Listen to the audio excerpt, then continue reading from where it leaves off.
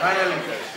My question is about Middle East situation nowadays. Last current issues, the conflict between Turkey and Russia, Iran, Saudi Arabia, and Syria. U.S. administration was isolated a bit about the conflicts.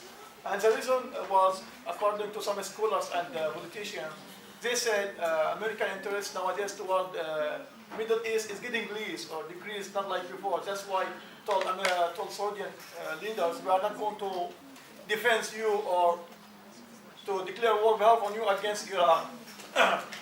That's why the politicians say that American interest nowadays is focused in the South in Asia. Yeah, in this area.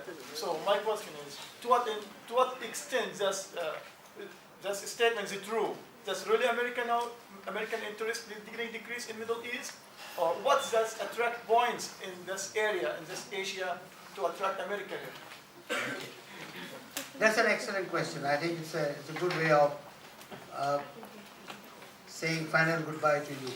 Perhaps. This can be the last question actually, unless you have other very burning questions to ask. You see, the Obama administration, when they came to power, President Obama made a decision that time has come to move American military assets, not from the Middle East, but from Europe. All right? From Europe, since the Cold War had ended, we have a good understanding with Russia, and therefore some of these assets should be removed to Asia. Why, I will explain in a second. They also made up a decision, Obama's decision, that we have fought so many years because he was committed to withdraw American troops from Afghanistan, from Iraq, and not to get involved in any future war. Because take it from me, American public are tired of war. All right? They never had this longest period of war at any point of their history. So therefore, this is not to say that the geostrategic importance of the Middle East is lost to them. All right? It's not that. The significance of the Middle East is still there in American foreign policy. And that's why I said they're not going to move. Precisely because it's not only for resources, but also for strategic importance. They need the area. That's one. Why Asia? Well, a number of reasons. Asia, or this part of Asia Pacific, is one of the most spectacular, is going through a spectacular history of economic development. You must understand that. Right?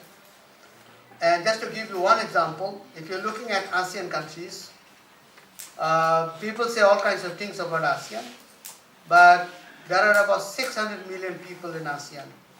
And poverty, more than 50% of poverty has been completely eliminated. Right? And if you're looking at their joint GDP, gross domestic product, it's nearly half of that China. You wouldn't believe this. So obviously America would be interested. You cannot neglect this area. And we have been hearing about this century becoming the Asia-Pacific century. Look at the economic powerhouses in this part of the world. Japan, China, South Korea. Sometimes, Malaysia and Singapore are regarded as the Southeast Asian tigers. So the US has invested very heavily. Very heavily. I often give this example. If you're looking at that tiny small island called Singapore, there are 250 American multinational corporations who have made headquarters in that island, small island. Can you imagine in Malaysia, for example, whether you like it or not, right? Malaysia is America's 10th largest trading partner. 10th largest trading partner. And the balance of trade is in favor of Malaysia. It's not in favor of the US. So the United States is not dominating you. You are dominating the US in terms of trade. So why shouldn't the United States be interested in this part of the world? Plus, of course, the growing power of China. And it's very clear that Obama made a decision to contain China. How you do that? Very simple. You increase your military presence, right? For example, in the city of Darwin, which is in the northern part of Australia, Australia and the US have signed an agreement under which about 2,500 American Marines will be stationed there, and they will carry out joint live exercises with Australian forces. And the air forces are also involved, and sometimes it also involves some of the ASEAN member states. They have redeveloped their own territory called Guam, which is in the Pacific, which they use for surveillance aircraft to go towards China and look what is going on. So that is why they have moved. But I think the Obama administration underestimated some of this. They didn't expect the situation would go so bad in Syria. And I have a funny feeling Obama also overestimated his capacity to find a solution to the Israeli and Palestinian problem. I think he overestimated. He thought that his appeal as contained in the Cairo speech would try to patch up with the Muslim world. His attempts to go to Turkey, for example, and use Turkey to be a mediator also didn't succeed. In other words, I think he overestimated his capacity. So that's why he's now talking about he's not going to abandon Middle East. Sorry if I've given you that kind of impression. It's not, because they know it very well. This area is very important. As far as Saudi Arabia is concerned, right? I'm sure, I don't know whether you know it or not, American government is committed to provide security, not only to Saudi Arabia, but also to the Saudi royal family. Please remember that.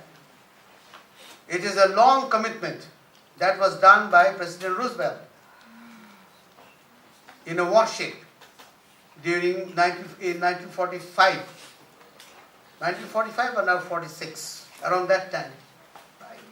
And there's a very famous story. Nobody has maintained any kind of minutes. If you go to the State Department, they will say it doesn't exist. But it does exist. Because you must remember, when two heads of states meet, there will always be a stenographer taking down notes. Right?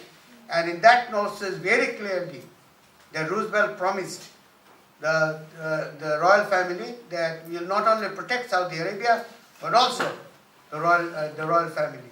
So the US is not going to back down from that promise. But of course, adjustments sometimes need to be made. And there were differences of opinion when the nuclear deal with Iran was signed. All right? So that is the reason, nothing else. Okay? I hope I have been able to answer the question.